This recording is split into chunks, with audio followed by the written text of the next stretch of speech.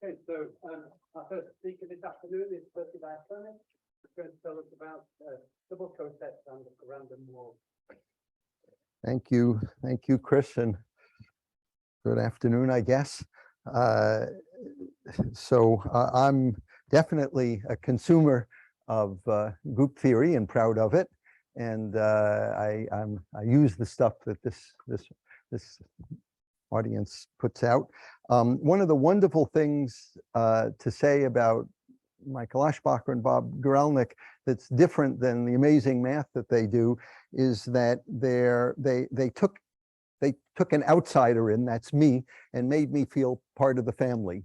They answered stupid questions, endless stupid questions, and talked math to me, and boy, does that make a big difference. So we should all do that for each other. Thanks, Michael. Thanks, Bob. I'm going to tell you about some problems which are applied and outside of the world, but in which there are hidden symmetries, and group theory comes in and helps solve them. And I think it'll be a good idea if I start with an example. So the example is coagulation, fragmentation,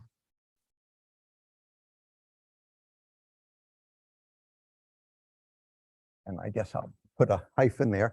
And that's a subject that is studied by chemists and physicists, a little bit by mathematicians, and it's a set of mathematical models for the way blobs evolve. And so you might think of oil in water.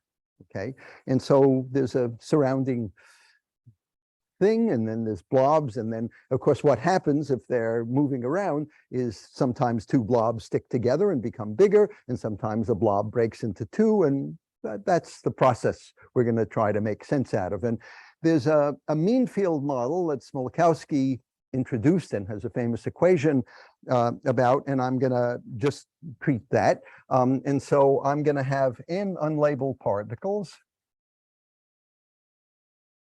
So already it's math now and not oil and water, but particles. And they're going to be, I'm just going to keep track of the size of the blobs. And so the blobs I'm going to say are a partition, lambda 1 bigger than or equal to lambda 2 bigger than or equal to lambda L bigger than 0, and summation of lambda I 1 to L is n. And so these are the sizes of the blobs. And it's a mean field model. And so the dynamics are you pick two particles, I and J at random. Okay, and just pick two particles at random. And if they're in the same blob,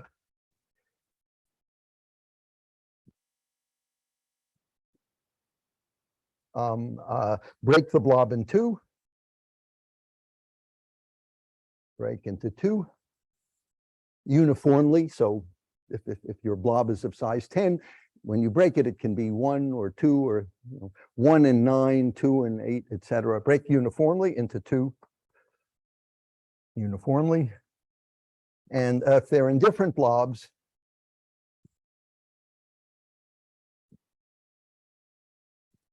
they join. Okay, so does that make sense to everybody? That is, the two blobs stick together. And I take two particles, I have n particles, I pick two at random, and if they're in different blobs, I stick the two blobs together. And if they're in the same blob, right, if they're in different blobs, it becomes one blob. So actually the randomness is not over the blob, but just over the particles, right? You pick two particles at random, right? And if then I look and see, are they in the same blob? And if they're in the same blob, I break the blob into two, and which that's a random break, okay? And if so, that is both. It's both. But there's a uniform random break if they're in the same blob, and if they're in two different blobs, then I just stick them.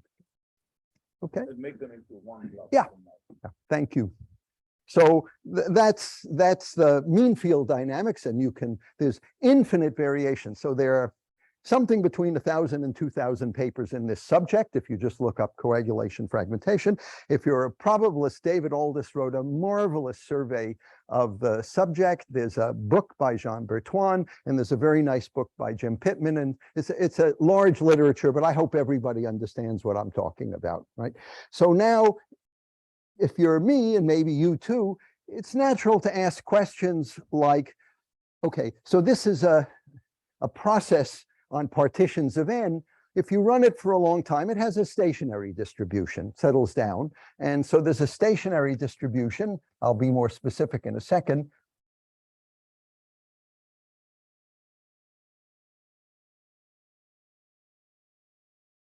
Which I'll be calling pi of lambda. Then what does it look like? That is, when things have been running for a long time, how many blobs are there? What's the size of the biggest blob? What's the size of the smallest blob? How many of each one are there? That kind of question. There are a million questions like that, right? And so what does it look like? That's one question you might ask. Another question you might ask is, how does it evolve? That is, suppose I start out with all the n particles separately. Suppose I start out at the partition 1 to the n.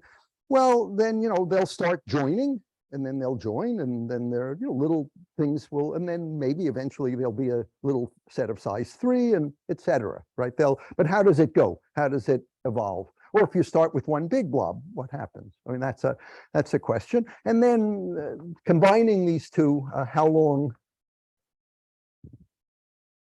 does it take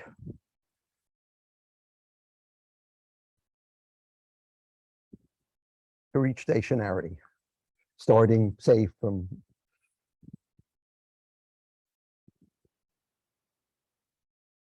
and there are many. So there's a system of differential equations when you pass to the large n limit that's called Smolakowski's equations, and there's an enormous literature about this kind of thing. So progress, at least certainly for this talk, progress will be made in this problem by realizing that this process, which is a pretty natural physical process, is actually the image of a random walk on a group. And then we'll be able to lift up things, use character theory on the group, and then say lots of things about the process. And so that's the point of this example, and then I'll abstract and generalize. So fact, this is the image, I'll explain, of a random walk on Sn, the symmetric group. The random walk is random transpositions. So random transpositions is the following. I have n cards in a row labeled ordinary cards on the table, card 1, card 2, up to card n. Each time I pick a card with my left hand, I pick a card with my right hand, and I switch them. It's clear if I do that a lot, the cards get all mixed up. We don't have to argue about that, right? And just to make sure we're talking math, I allow my left hand to equal my right hand, and then I do nothing, and then I don't have a parity problem. Otherwise, after an even number of switches, I'm at an even permutation. So random walk on, and I'll take, so the probability distribution for random walk on the permutations, Q of sigma is equal to, well, 1 over n if sigma is equal to the identity, and it's 2 over n squared if sigma is a transposition, and 0 otherwise. So that's these numbers this plus n choose 2 times that add up to 1. That's the driving measure for random transpositions. And if you do it twice, Q star Q of sigma is the sum over eta of Q of eta, Q of sigma eta inverse. In order to get to sigma after 2 steps, you have to choose something your first step and then choose the permutation that takes you to sigma your second step. And similarly, we have Q star K of sigma, the chance of being at sigma after all steps. By inspection, this measure is constant on conjugacy classes. Yeah, either the identity or, right? So Q of sigma is equal to Q of eta inverse sigma eta.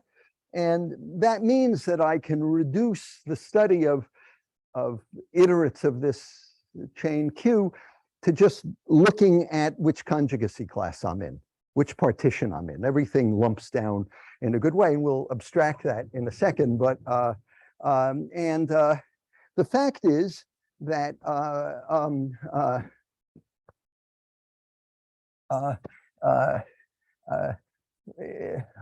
random walk on SN lumped to conjugacy classes, just report what conjugacy class you're in.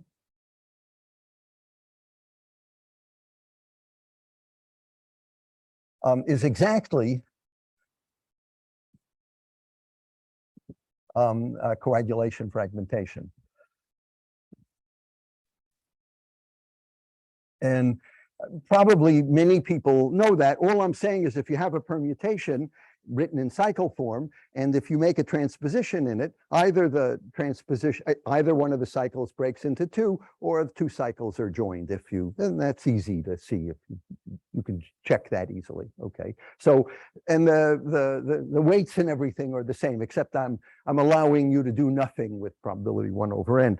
And so, since I know everything about, as much as I need to know anyway, about the characters of the symmetric group and random transpositions, I know everything reasonable that I want to know. Well, you can always want to know more about coagulation fragmentation. By the way, this connection is due to Oded Shram and was brilliantly developed by Nathaniel Beresticki, who was here, of course, and Shram and Zaitouni. So this connection, well,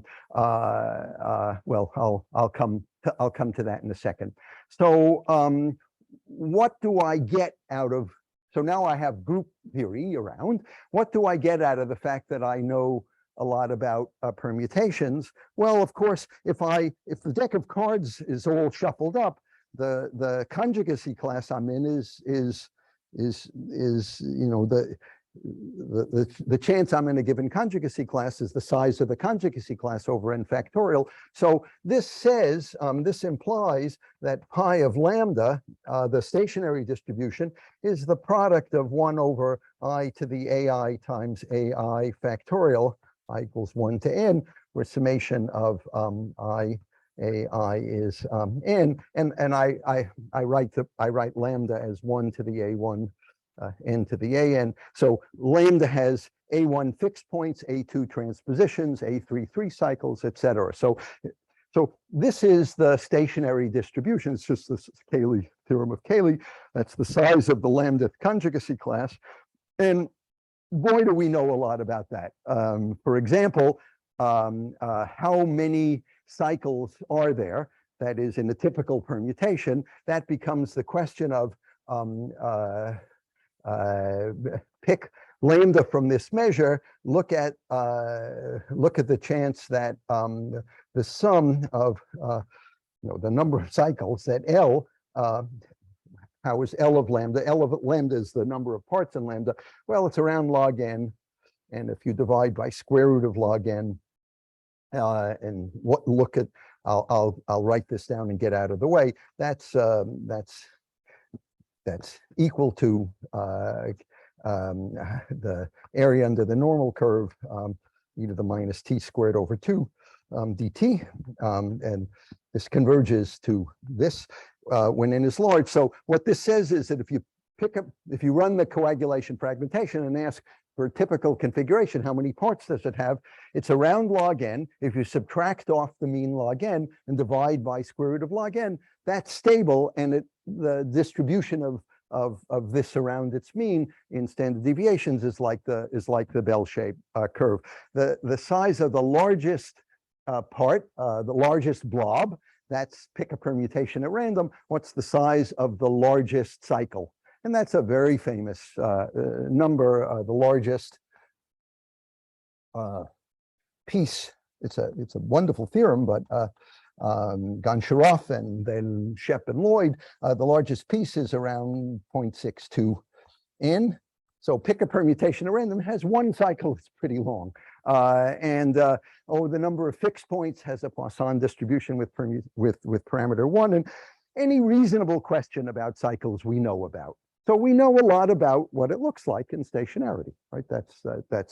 And I mean, okay, this is, 100 papers, not, that we know any reasonable question about cycles we know about. So that's the answer to my first bullet.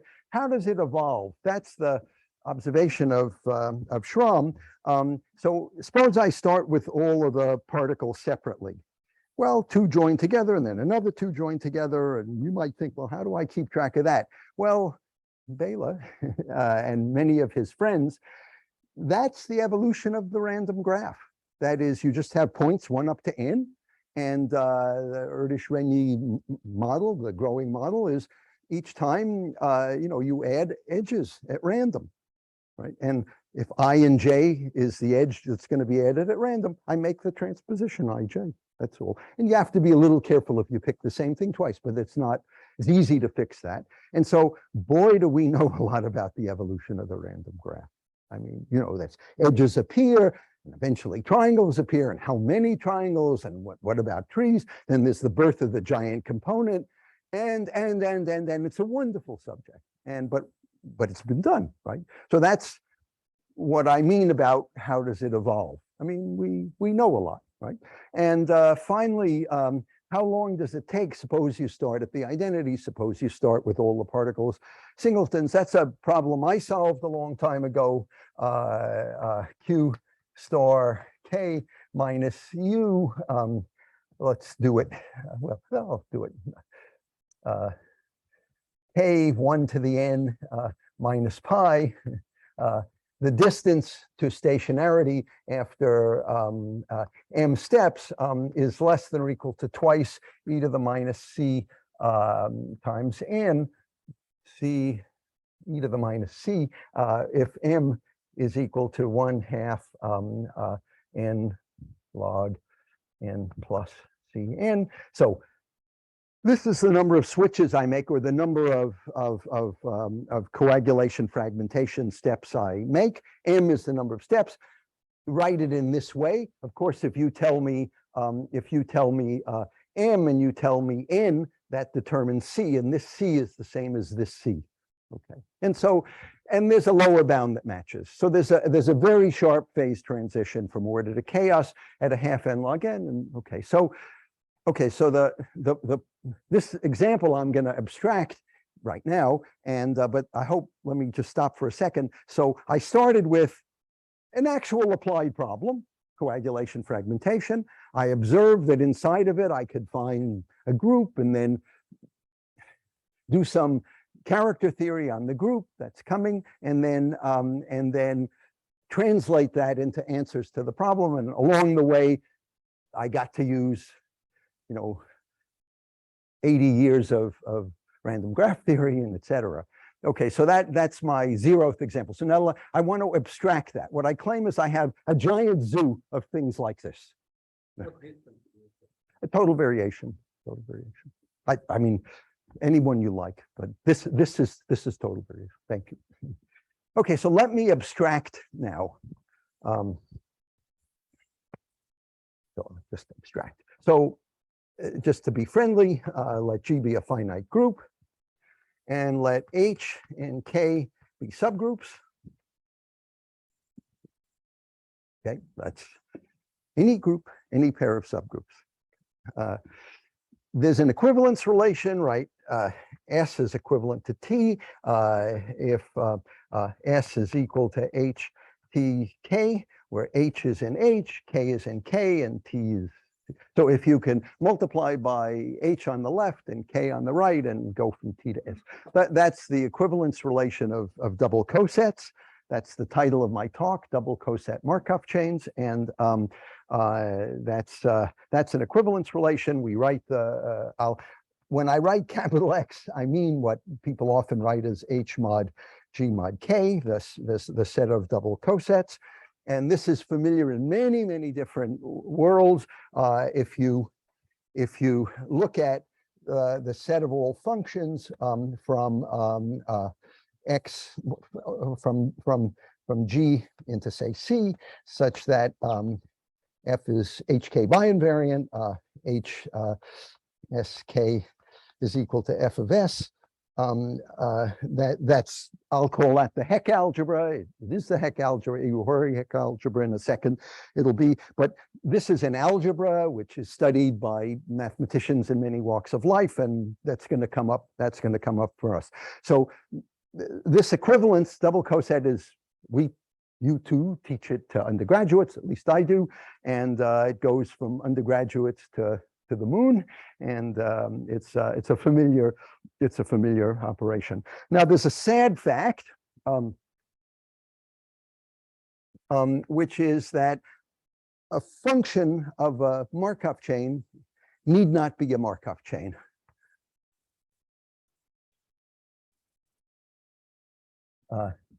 Need not be. I'll explain. So suppose my random walk, my Markov chain, was I have endpoints around the circle, 1, 2, and -1, and I'm just doing simple random walk, right? I go left to right with probability of half each. Okay?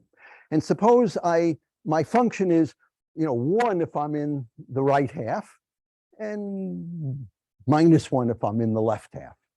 That's a function. Well, what does it mean to say that it's a Markov chain? It means if it's been running for a while, suppose it's gone, 1, 1, 1, 1, 1, the chance that the next time is where it goes the next time is supposed to depend on the past only through the present. Well, it's not true. That is, if you know the thing has been 1 for a long time, it's probably going to be 1 the next time, right? Whereas when it started at 0, it was equally likely to be. So a Markov chain is a random process where the chance of the next step, given the whole past, only depends on where you are now. It's the stochastic analog of the laws of physics, right? That is okay. And so a function of a Markov chain, this function was this function, it need not be a Markov chain, but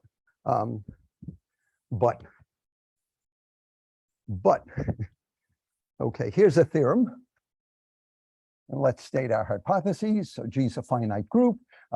H and K are subgroups. Q is a probability. S, I'll call it, is a probability. But suppose it's a class function, just is equal to Q of P inverse ST. Okay, so suppose that Q is a class function, and I'm going to suppose that the random walk driven by Q is ergodic, which means that the support of Q isn't contained in a coset of a subgroup. Just suppose that you can go any place. There's no parity problems and there's no support problems.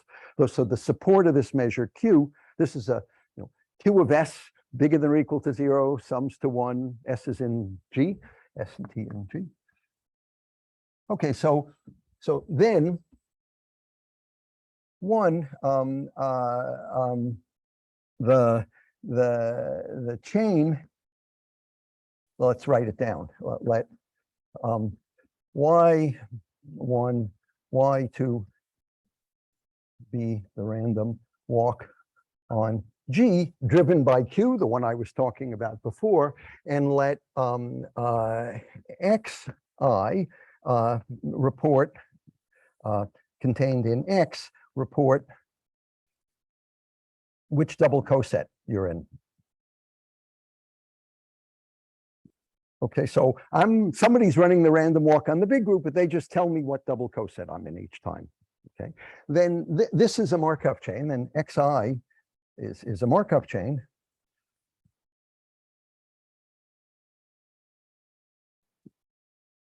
And the transition, the chance of going from X to Y, where I'm going to, once and for all, I'm going to choose double coset representatives. So elements of the group, but one in each different double coset. The transition, the chance of going from X to Y is Q of H, Y, K, X inverse. Now, observe that this is well defined, okay? That is, suppose I change Y to, H, Y, K. Well, that won't change this, right? And similarly, if I change X into H, X, K, the inverse takes the K into there, and because the measure is invariant under conjugation, the H goes around and is there, and it doesn't change. And in fact, you don't need it to be a class function, you only need it to be H conjugacy invariant. Okay, but so, and that's enough to guarantee, that's by Dinkin's criteria, standard criteria, that's enough to guarantee that the lump process is a Markov chain. Okay, that's the first part of a theorem. Let's see, what else do I want to tell you? The stationary distribution.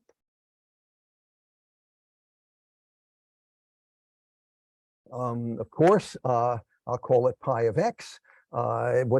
This is a Markov chain. It's just the size of the double coset, each hxk, divided by the order of g.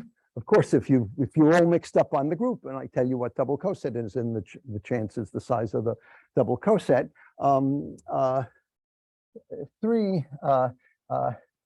If Q of S, if Q is symmetric,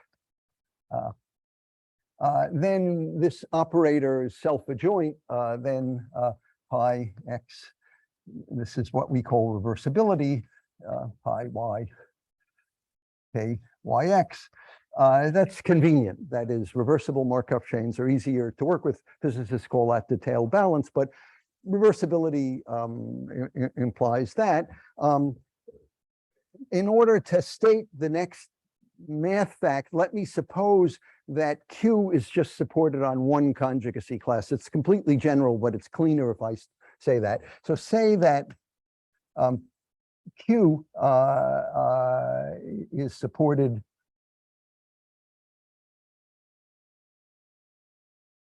on one class, say C, like random transpositions, right? That's supported on the class of transpositions. It's the identity, but it's just that. So then the eigenvalues, this matrix has eigenvalues. The eigenvalues of K xy, that's a matrix, or I'll be calling them beta lambda, and they're equal to chi lambda of C over chi lambda of 1, the character ratio that we heard about, where here lambda is in the dual group. So just these are the irreducible characters, and then just look at the character ratio. Those are the eigenvalues. So these might be complex numbers, but those are the eigenvalues. And if the Markov chain is reversible, they're real numbers. Those are the eigenvalues, and that's good. So that I know the eigenvalues, of course, I have to know something about characters. 5, the multiplicity, which might be 0, m lambda, the multiplicity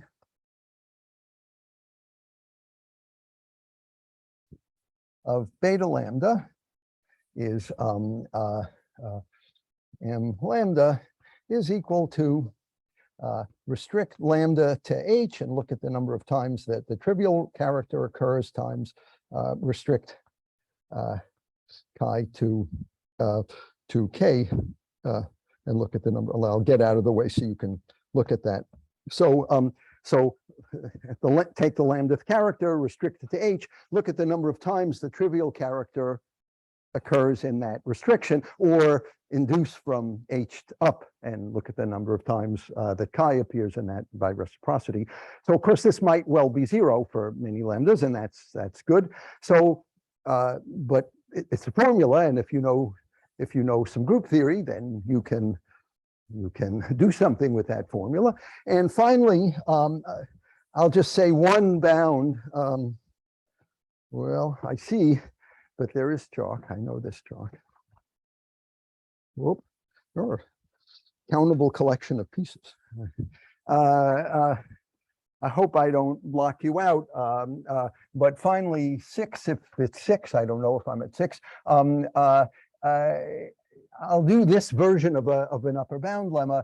The sum in X of pi of X times the distance of the chain after m steps, starting at X to the stationary distribution. This is total variation. I'm going to square it, is less than or equal to the sum over lambda non-trivial of m lambda beta lambda to the 2mth power. So let me try to parse that for people who are looking. So people, I too, and there are many versions of this, but if you start at a point, you can ask how long does it take to get random after m steps, or you can do worst case, and this is average case. If you start, if you running it, well, of course, if you run it a long time, you'll be in the stationary distribution, and then how long does it take to forget where you are? So this is actually, yeah, this is less than or equal to, but when I start stating examples, I'll tell you what it is for a given fixed starting place. And but this says if you know about the eigenvalues, if you know about the character ratios, and if you know enough group theory, or if your group is amenable enough to know about the multiplicity, then you have good control on the rate of convergence. Okay, so and these are not hard theorems to prove, but what I want to do instead, I want to do some examples so that you can see this. The point really is, this is okay, it's nice math. There are lots and lots of examples where the Markov chains that come up are actually of interest in the world outside of group theory and the perpetrator, me. So let me do some examples before going on. So the first example, which will include coagulation fragmentation, is suppose M is any finite group, and let G be equal to M cross M. Okay, that's a group, and let K equal H equal M, embedded diagonally.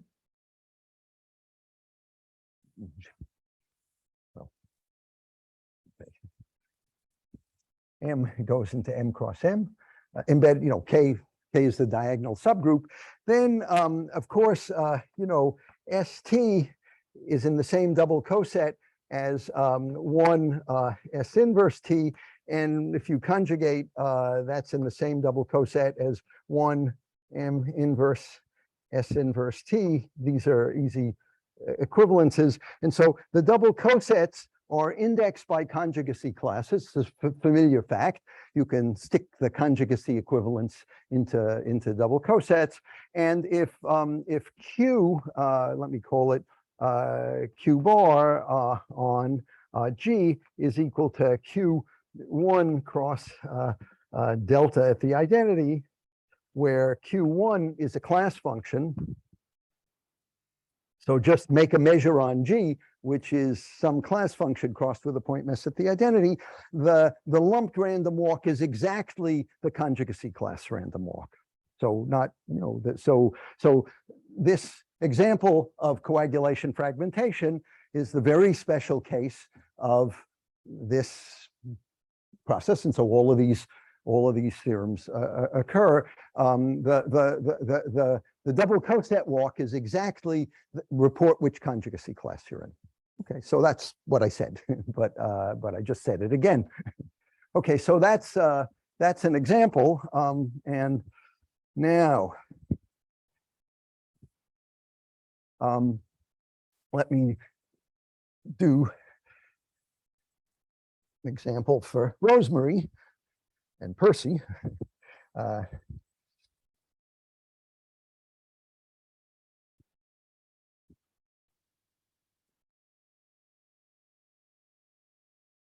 So let me take the group to be Sn.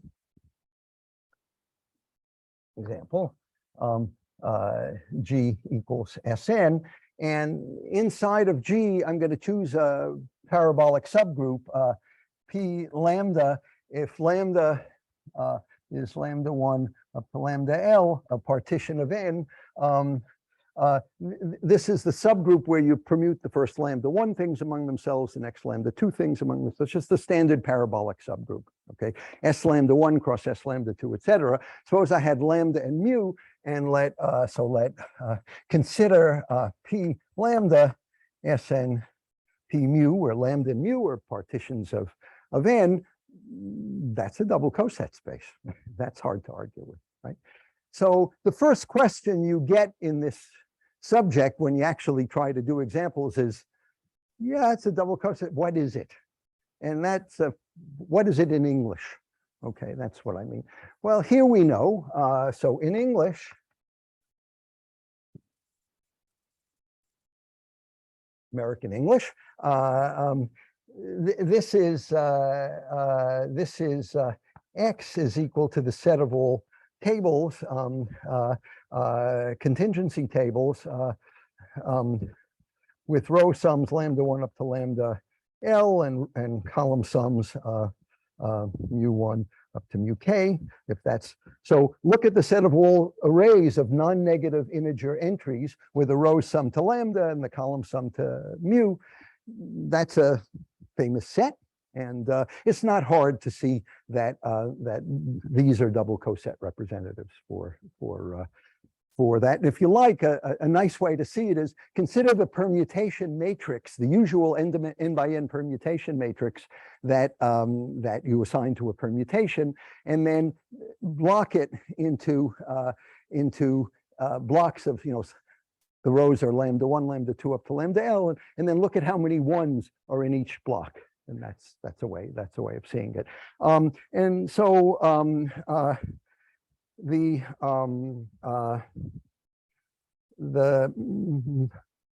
don't have to say that yet. The stationary distribution, pi of t, I'm going to write. So the double cosets are indexed by these contingency tables.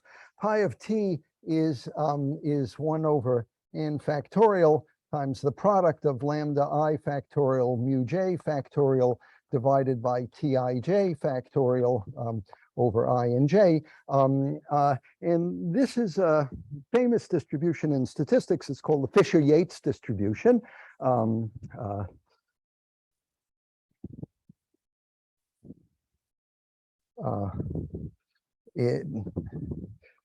Fisher suggested something called Fisher's exact test, which is a way of testing if you have cross-classified data. You know, take a population of people, classify them by hair color and eye color, or age and weight, and in, you know, 5 classes by 7 classes, and then how many people are in each cell. A standard thing to do is to try to do something like a chi-squared test for are the 2 features independent, and if in fact they are independent, then Fisher suggested conditioning on the row and column sums that you see, and look at the right conditional distribution if in fact they were independent, and this is it. And so there's an enormous study of this, you know, over 100 years of this Fisher-Yates distribution. It's just the most vanilla flavored thing in statistics, but this is the null distribution for contingency tables. Okay, and now I still haven't chosen a measure, but I'm just trying to say the object is interesting, the stationary distribution is interesting to some population of people. If I choose Q of sigma to be random transpositions,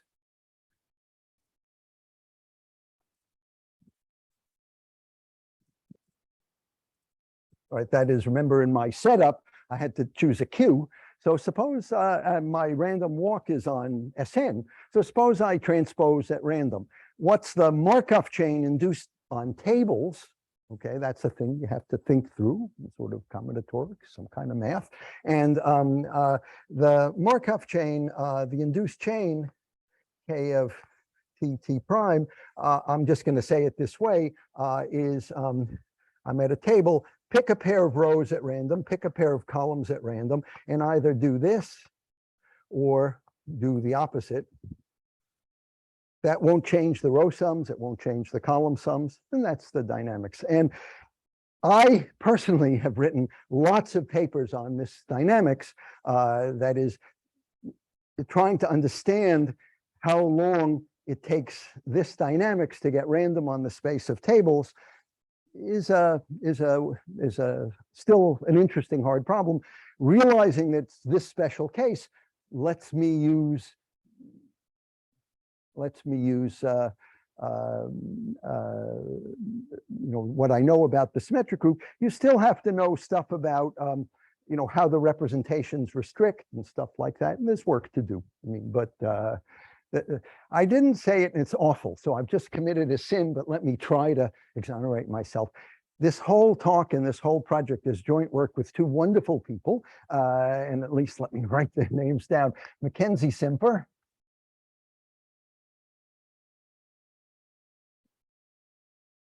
And Arun Ram.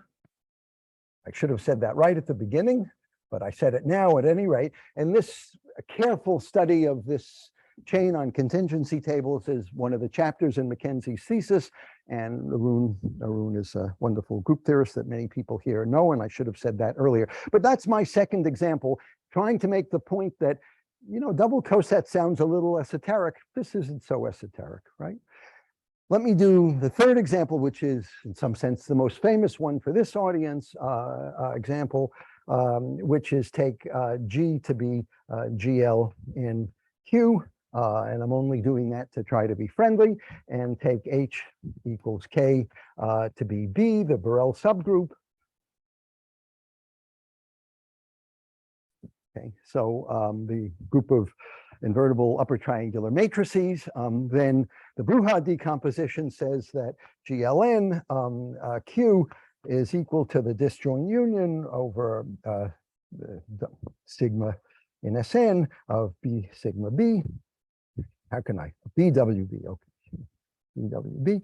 So the group decomposes into double cosets in a unique way, and this is the Brouha decomposition, and everything I'm going to say is true for finite, for Chevrolet groups. I mean, for groups where you have this kind of, and this says that the double cosets are indexed by permutations. So X is equal to Sn, and of course the stationary distribution pi of W, the stationary measure is the size of this double coset, and that's Q to the number of inversions of W divided by a well-known normalizing constant, and where I is the number of inversions in the permutation.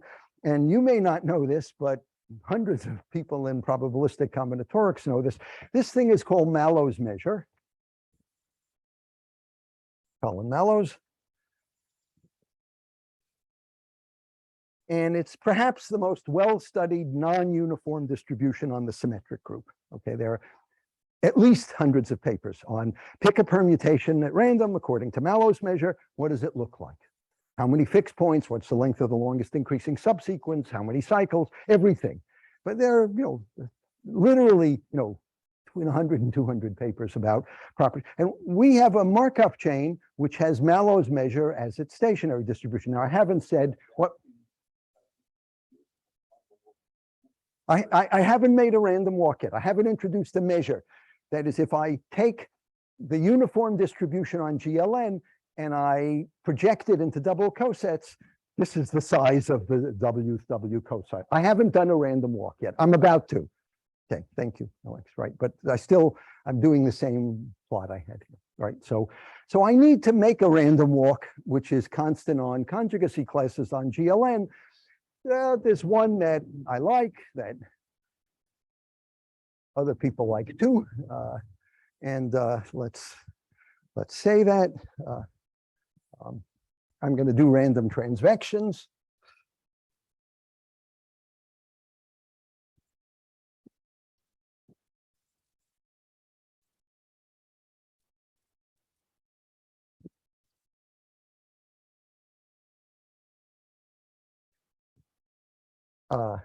Let me. So a very natural small conjugacy class of linear transformations, and the basic building block, if you read Artin's geometric algebra, the way you work with GLN or SLN is a transvection, and T sub AV, a linear map on vectors, is equal to X plus V times A transpose X, where here A, V, and X are in FQ to the N, and A transpose V is 0. And so this is, you add a multiple of V to X, and how much you add depends on the angle, if you don't mind me saying that, between X and A. So that's a transvection. The class of transvections I'm going to call tau, and the size of the set of all transvections is Q to the N minus 1, Q to the N minus 1 divided by Q minus 1. So pick a transvection at random and do the random walk. This is a conjugacy class. The transvections form a conjugacy class. They're a conjugacy class in GLN. Even though transvections are in SLN, still the class is closed under conjugation by GLN. So this measure is constant on conjugacy classes. So the random walk on transvections was studied a long time ago by a wonderful student of mine named Martin Hildebrand. And he showed, Q star M minus uniform on SLN, say SLN, is less than or equal to a constant times e to the minus M over N. And so if that's actually better than that, but okay. E to the minus C, where M is equal to N plus C. So on SLN, it takes order N steps to get random. And that's what this says. Now if I project down to these, where am I here? To the permutation group. Of course, it's a cruder thing, so it could get random faster. Well, you have to use all that the wise people in this room, and then you need a fair amount of work more. But if you start at W naught, the long word, so on Sn, that is the lumped walk, it takes log n to the base q to get random. If you start at the identity, it takes n over 2 steps to get random. I should say, I meant to say it, but okay, I meant to say a lot of things. You know, someplace or other, there's character ratios. So David Gluck, Martin Liebeck, Anir Shalev, Michael Larson, Bob Goralnik, other people that I'm forgetting, boy, do they know a lot about these ratios. I mean, the community really knows a lot about how these ratios, I mean, that a lot of smart people have studied, have gotten very good hold for general, almost simple groups, and you know, for general conjugacy classes. They really, we heard a marvelous talk about that last week or sometime by Tiep, so there's a lot of machinery to know about these things. These you have to do some work to get your hands on the multiplicity, but we know a lot about how to do that too. So let me summarize. It's certainly almost essentially time to quit. Well, let me say one more example. Yeah, this last week we were in memory of Jan Saxel. Jan loved the example. Look at the hyperoctahedral group sitting in S2n. So S2n, group of permutations of 2n things. The hyperoctahedral group you can think of, it's the group of symmetries of a hypercube, but it's also the centrally symmetric permutations, okay? And so that's a subgroup, and this is a double coset space. If I take random transpositions here, that's a conjugacy class walk, and what does it become? Well, what it becomes is coagulation fragmentation. It's what it becomes, but the stationary distribution is a little bit different. It's what's called the Ewan's sampling formula with a different parameter, slightly different parameter. But okay, so in summary, what I've tried to sketch out, I mean, there's a program which is, you know, pick a group you like, or you want to learn about. Okay, pick. It's a lot of choices, H and K. Natural subgroups, but any subgroups, but okay. The third thing is already starts to be hard. Describe H mod G mod K in English. That is, what are the double cosets? You can't always do that. This includes wild problems. I mean, I won't say them now, but if you try, this includes the problem of trying to describe the conjugacy classes of the CeLO-P subgroup of GLN. I mean, you can't touch it. Nobody, you know, it's much harder than PNP or anything like that. It's a different complexity class. So you can't always describe the double cosets, but often you can describe the double cosets. Of course you can. Pick Q.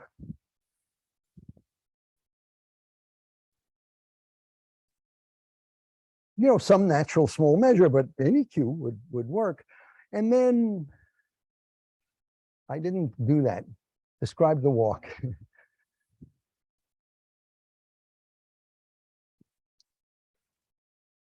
I didn't tell you, if you take random transvections and you ask what Markov chain does it induce on permutations?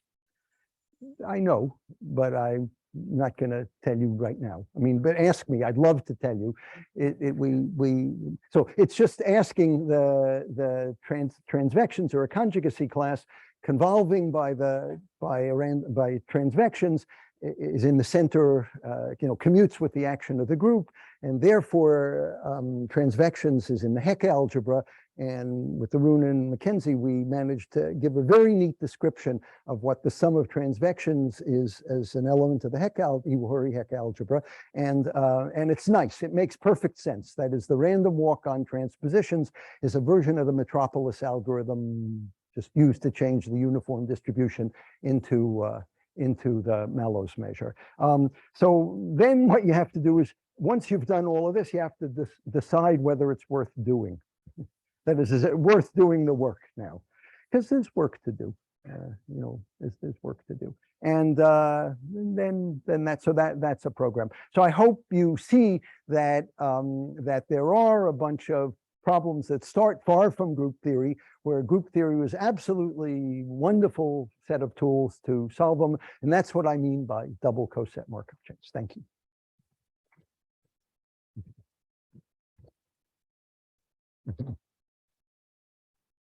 The question.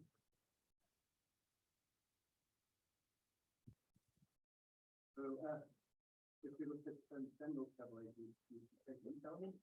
yes, so of course you could do what I just did. Everything is just fine. That is, you take a general Chevrolet group, I mean, finite group of Lie type. It has a Brouha, take a max, you know, take a Borel, take decomposition. I found, you know, transvections. That's maximal unipotent classes, though those the words, right? I mean, so there's a natural analog of transvections in general, and then we did find a description of the multiplying. You know, if you sum up the conjugacy class and describe it as an element of the Heck algebra, there's a very nice description. So we haven't done the work, because there's work involved to do it. There's, you know, these guys tell me what the character ratios are. You gotta add them all up, figure out what the multiplicities are, and then do the calculus. Some people have been a little lazy about that, sorry. Not that anybody would ever accuse any of them as being lazy, okay. Anyway, so we see that we could do it, we started to do it, but you know, the paper's 50, 60 pages long, it's enough.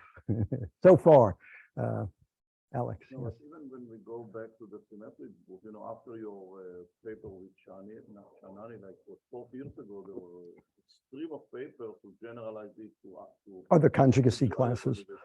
So for every model now with HAK, Yeah.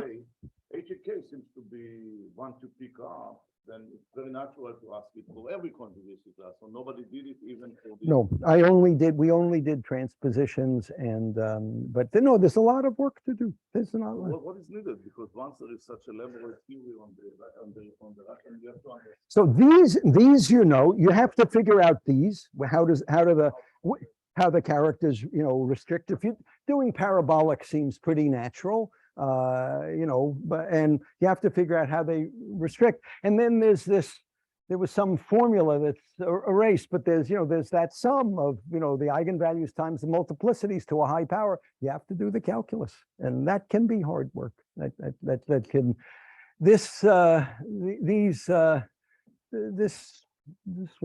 it was honest work. I mean, no, but there's projects to do, and I don't have to, I choose any group and any pair of subgroups, and there's something to try. I think what's going to be hard to do is to find examples where the story's worth studying. I'm sorry, but yeah, but it's a nice project. And so now my question too is, I'm going to say one more thing. There's no reason to do finite groups. No reason to do finite groups. Let me just say one example. So let me take the orthogonal group ON, take ON minus 1 on both sides. Okay, that's fine, right? So ON mod ON minus 1, that's the n sphere, right? ON minus 1 sits in ON is everything fixing the North Pole, right? And then if the homogeneous space is ON mod ON minus 1, that's the n sphere. The ON minus 1 on the left, you know, pivots you around this way, and so only the latitude matters. And so the double coset space is minus 1 to 1. I mean, that's what it is. It's minus 1. You know, it's how high up you are, which great circle you're on. Let me take as the driving, everything works. I mean, let me take as the driving measure on ON, let me take random reflections. Pick a vector on the sphere at random that delineates a hyperplane, reflect in that hyperplane. Why not? You know, that's a conjugacy class. The walk on either minus 1 to 1 or on the sphere, it's an interesting walk there. It has a dozen papers on it. They're called Princess and Monster algorithms. And I was able to diagonalize them because I know this story. I mean, that's just this. So what I want you to help me with is I'd love to work on the upper half plane with SL2Z or so. This story it's a reasonable story. There are lots of double coset spaces that people know. And here's a thing. Everybody in this room knows one double coset space where they figured out what it is in English. Well, tell me, I'll try it, you know, or you try it. I mean, that is not that we know all of them, and they can be complicated, but everybody has some time where they had a pair of subgroups. What's the double coset space? There's a lot of them that have been studied. There's many of them that I won't know. So I'd be happy to hear more about them. I'd be happy if you do it. I'd be happy to help too. So sorry. But I think we could calculate something. We have an hour and 10 minutes for the posting. Let's thank both. Thank you.